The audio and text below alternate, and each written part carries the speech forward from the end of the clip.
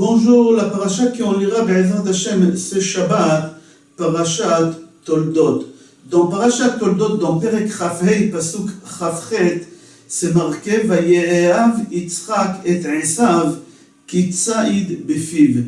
Yitzchak il aimait Esav. Dans le Midrash Shemot Rabbah, c'est marqué qu'Esav Yatsa le tarbut ra'a. Esav, c'était un voyou. Pourquoi il est devenu voyou Esav? Parce que Yitzchak il a aimé. Là-bas, le Midrash dit qu'il rapporte dans Mishlei, c'est marqué que si un père, il évite de punir son fils, je ne parle pas de lever la main, je parle de punir, on ne va pas maintenant rentrer dans la polémique, est-ce qu'on a le droit de donner une fessée? On n'a pas le droit de donner une fessée. Il n'a pas puni. Yitzchak, il n'a pas puni Esav. Pourquoi? Parce qu'il a aimé. Et à cause de ça, Esav, il a grandi comme un voyou. Alors là-bas, il rapporte le pasuk de Mishlei, Choser Shifto Sone Beno. Un père qui évite de donner un fessé ou de punir son fils, c'est un père qui haït son fils.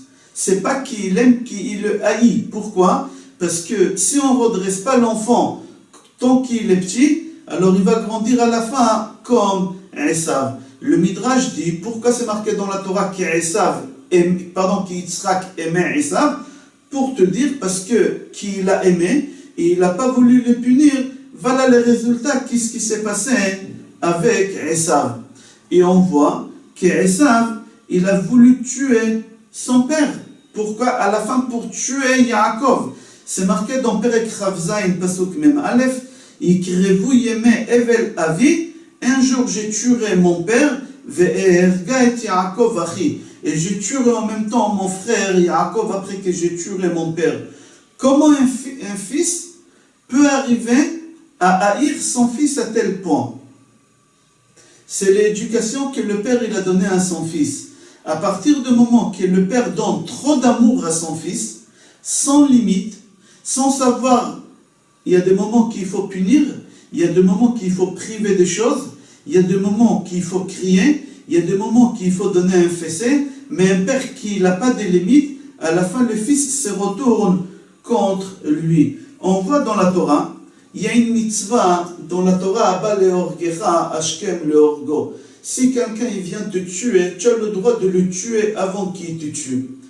Là-bas, la Torah, elle dit, si le fils veut tuer le père, là-bas, en réalité, c'est pas marqué comme ça, c'est marqué dans la Torah, s'il y a un voleur qui rentre à la maison chez toi, et toi, tu sais que c'est ton fils, et si tu vas l'attraper, il est capable de te tuer. Alors, la Torah, elle dit, un père, il a le droit de tuer son fils pour se défendre, parce que son fils, il est capable de tuer son père.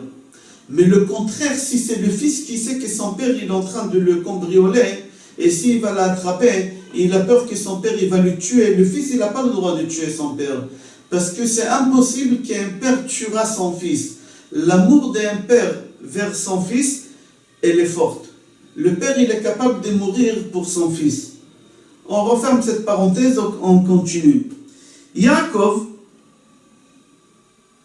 Yitzchak, il a réussi l'éducation avec Yaakov. Pourquoi? Parce que c'est marqué qu'Yitzchak, il privait Yaakov de beaucoup de choses. Il punissait Yaakov. Il ne le laissait pas rater un seul cours de Torah.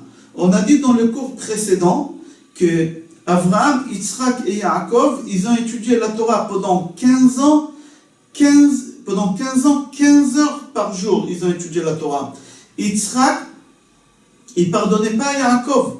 S'il ratait 5 minutes de cours, fatigué, pas fatigué, il fallait être présent. Et c'est pour ça qu'il a réussi avec l'éducation de son fils.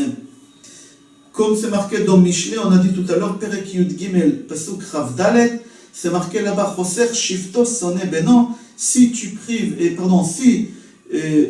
prives à punir ton fils, à la fin, en réalité, tu le haïs, tu l'aimes pas, tu crois que tu l'aimes. On apprend ça de David Amelech, qui n'a pas voulu punir son fils. Et en fin de compte, qu'est-ce qui s'est passé? Son fils, il a voulu le tuer. Dans Pirkei de Rabbi Eliezer, Perek Lamed, il raconte qu'après qu'Avraham Avinu, il a renvoyé Ishmaël de la maison, parce que Agar lui a demandé, lui il a aimé énormément Ishmaël, il n'a pas voulu. Avraham Avinu, il n'a pas oublié Ishmaël. Avraham Avinu, il a continué à aimer Ishmaël. Avraham Avinu, il a continué de loin à essayer d'éduquer quand même Ishmaël et surveiller son éducation. C'est marqué là-bas dans Pirkei de Rabbi Eliezer qu'Avraham, il est parti rendre visite à Ishmaël 2 fois dans le désert. C'est marqué que Ishmaël, il a atteint l'âge de 27 ans, au moment qu'Avraham Avinu, il a renvoyé de la maison. Ishmaël, il a quitté la maison de son père Avraham et il a pris une femme qui s'appelait Aïcha. Il s'est marié avec une femme qui s'appelait Aïcha. Après 3 ans que Ishmaël, il a épousé cette femme, Avraham Avinu, il est parti lui rendre visite dans le désert. Mais Sarah, elle n'a pas voulu qu'Avraham aille là-bas. Avraham, il a juré à sa femme, Sarah, il lui a dit, je vais rendre visite à mon fils, mais je te promets que je ne descendrai pas du chameau. J'irai là-bas, je vais rester sur le chameau, je vais parler avec lui 2 mots et je rentre. Après 3 ans qu'il n'a pas vu son fils, il a juré à sa femme Sarah de ne pas descendre de chameau. Avraham Avinu, il arrive chez Ishmaël au milieu de la journée. Il faisait très chaud. Et il n'a pas trouvé Ishmaël à la maison. Il n'avait là-bas que la femme d'Ishmaël, Aïcha. Avraham demande à la femme d'Ishmaël, il est où Ishmaël? Et elle lui dit, il est parti avec sa maman chercher des fruits. C'est marqué là-bas des dattes. Il est parti avec sa mère récolter des fruits, des dattes dans le désert.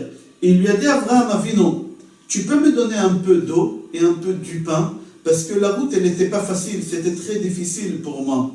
Et il lui a dit, il n'y a ni pain ni eau dans cette maison, va-t'en.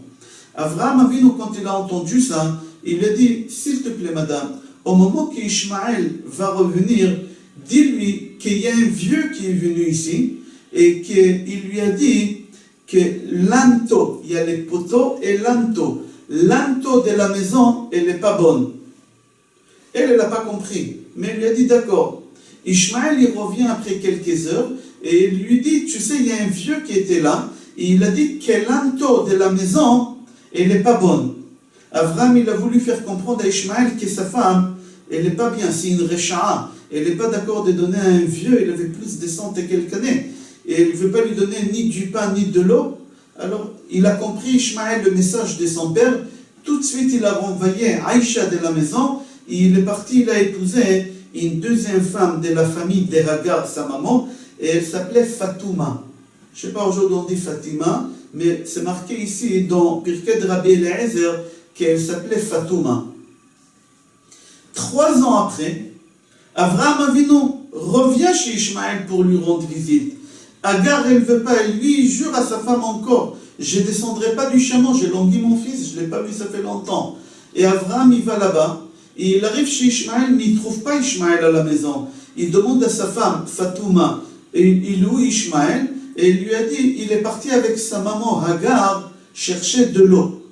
Avraham, il lui dit, vous avez du pain et de l'eau, j'ai faim de la route. Et il lui dit, oui, bien sûr. Et elle lui sert de l'eau. Et il lui sert de l'eau et du pain.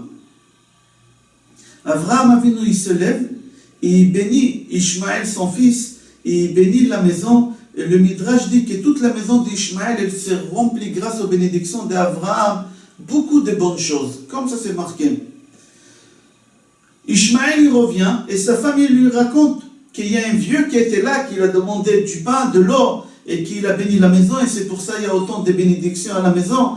Ishmaël, il a compris que son papa Avraham, il l'aime énormément, et qu'il s'inquiète pour lui, comme c'est marqué dans Tehillim, Perek Kuf Gimel, Pasuk Yud Gimel, Kirachem Av al Banim. On voit d'ici que quoi? Qu'Avraham Avinu, il a investi énormément sur Ishmaël. Pourquoi? Avraham Avinu, il a dit, c'est mon fils, je suis obligé de rattraper l'éducation avec mon fils Ishmaël. Et en fin de compte, Avraham, il a gagné. Parce que c'est marqué qu'à la fin, que Ishmaël, il a fait tchouva. Comme c'est marqué dans Parashat Chaye Sarah, Perek Chafehei Pasuk Tet, ויקברו אותו יצחק וישמעאל בניו. Au moment qu'Abraham il est mort, ses enfants ils l'ont enterré. Qui c'est ses enfants? C'est marqué d'abord Yitzhak et après Ishmaël. Yitzhak il a fait, Ishmaël il a fait tchouva. Il a laissé en avant qui?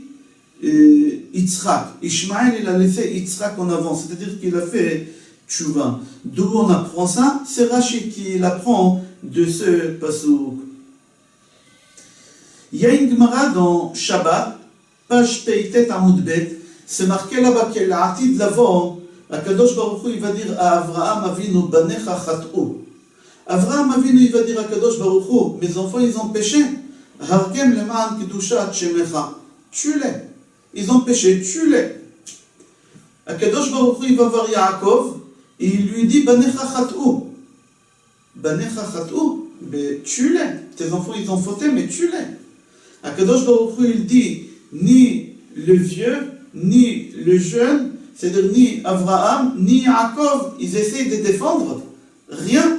Akadosh Baruch Hu, il va voir Yitzhak. Et il dit à Yitzhak, Banecha Chat'u, tes enfants, ils ont fauté. Yitzhak dit à Akadosh Baruch Hu, Banecha? Qu'est-ce que tu dis, mes enfants? Velo Banecha hem? Et pourquoi c'est pas tes enfants, toi aussi?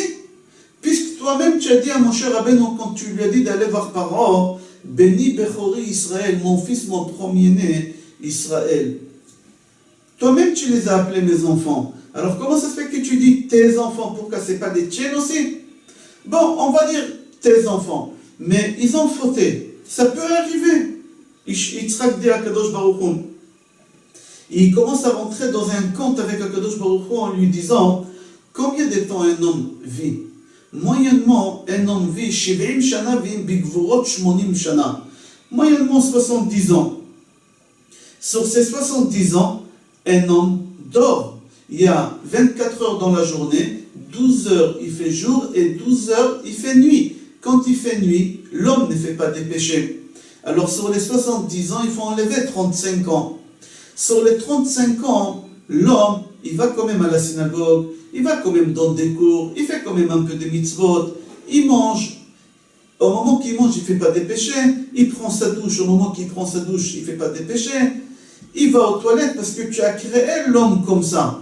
Alors, sur ces 35 ans, il faut enlever au moins 15 ans. Combien il reste? Il reste 20 ans. Il a dit à Kadosh Baruch Hu, pour 20 ans, tu veux les tuer? Moi, je les prends sur mes épaules. Mais si tu es d'accord, tu les prends toi ou on partage. Mais si tu n'es pas d'accord, je prends tout sur moi. Akadosh Baruch Hu, il lui a dit, tu as raison. Et Akadosh Baruch Hu, il nous a pardonné. La question qu'on pose, comment ça se fait qu'Yitzhak, il a parlé, et Avraham et Yaakov, ils nous ont laissés aux chiens? Ils n'ont rien fait pour nous. Avraham, Isha Chesed. C'est ça le Chesed d'Avraham Avinu. Yaakov, Gvura, c'est ça la Gvura de Yaakov Avinu.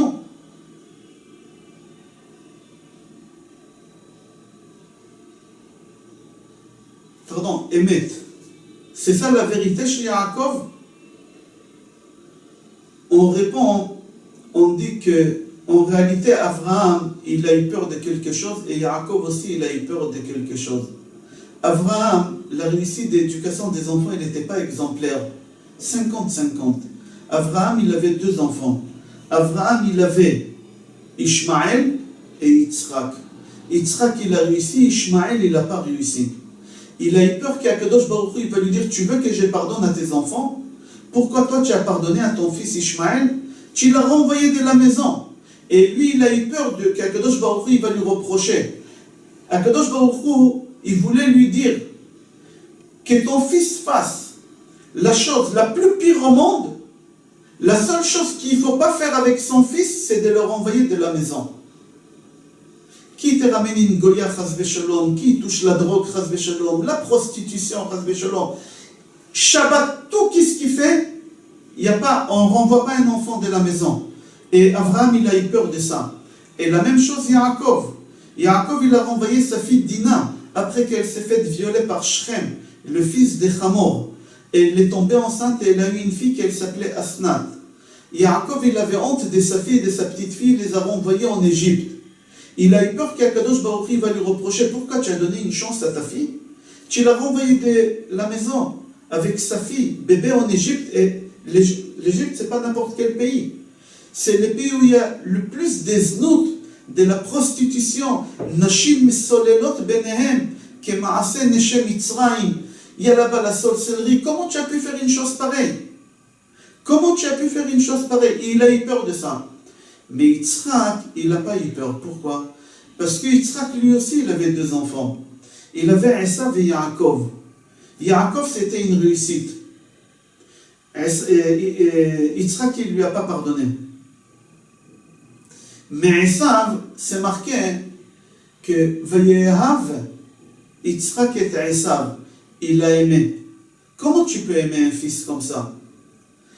La méthode de l'éducation qu'Yitzhak il avait, c'est la meilleure éducation que nous, autant des parents, autant qu'enseignants, des directeurs, on doit utiliser. Que quoi? Il faut savoir comment prendre l'enfant et lui parler des paroles d'amour.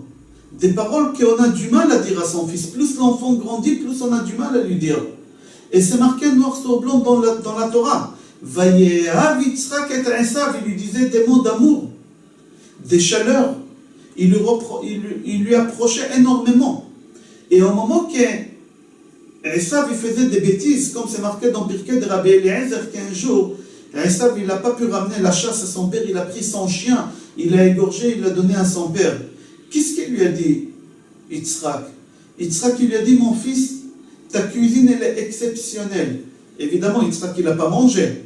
Esav il l'a pas vu. Mais il lui a dit, mon fils, il a tout fait pour faire en sorte que son fils ne quitte pas la maison. Jamais il lui a crié. Jamais il lui a montré quelque chose. Esav il lui ramène 2 goyotes à la maison. Ces 2 goyotes ils font des encens, la fumée. Yitzhak et Rivka ils ont souffert énormément mais ils n'ont rien dit. Ils ont tout fait pour qu'Esav ne quitte pas la maison. Yitzhak il a dit, tant que mon fils il est à côté de moi, j'ai la main mise sur lui. Dès que je le renvoie de la maison, j'ai plus la main mise sur lui. Va savoir qu'est-ce qui va se passer. Aujourd'hui le monde il est ouvert. Aujourd'hui le monde il est ouvert avec tout ce qu'il y a à l'extérieur. Il a laissé ses 2 goyotes à la maison, les encens, jusqu'à qu'Yitzhak il est devenu aveugle. Et c'est pas fini. Esav, il lui ramène une 3e. Pour les prix de 2, il lui ramène une 3e. La fille, Bosmat Bat Ishmael, il l'a ramené. Il a épousé la fille d'Ishmael. Et Yitzhak, il dit rien du tout. C'est pour ça Yitzhak dit à Kadosh Baruch Hu, tu parles de mes enfants? Pourquoi c'est pas les tiennes? Regarde-moi, je suis fait de chair et du sang, combien j'ai souffert avec mon fils, combien j'ai pardonné à mon fils, combien j'ai investi sur mon fils. Et après j'ai réussi, Baruch Hashem, parce qu'il a fait tchouva à la fin. Et toi, Kadosh Baruch Hu, le roi des rois, le créateur du monde, tu ne peux pas pardonner à tes enfants aussi? Et comme ça, Kadosh Baruch Hu, il a pardonné aux bénis Israël sur les péchés qu'ils ont fait. Je vous souhaite bracha ve'atzlacha, besorot tovot et kol tov.